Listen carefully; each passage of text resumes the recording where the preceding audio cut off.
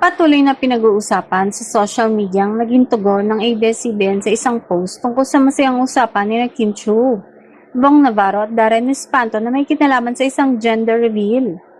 Habang marami ang natuwa sa kanilang biruan, may ilang netizens naman ang nagbigay ng iba't ibang interpretasyon sa naturang eksena.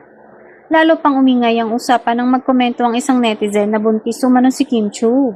Dahil dito, mabilis na napansin ng marami ang naging simpleng tugon ng ABS-CBN na na may emoji ng tila pag-aalala.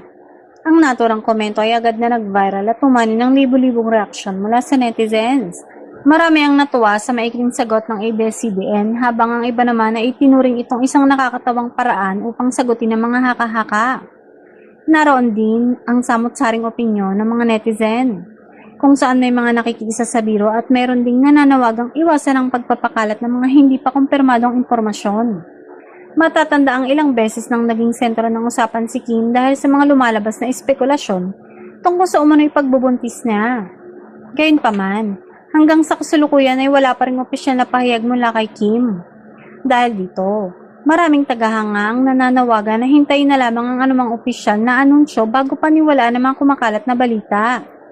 Sa ngayon, nananatiling usap-usapan online ang naging simpleng tugon nito na para sa marami ay isa lamang magaan at nakakatawang reaksyon sa patuloy na umiikot na mga espekulasyon.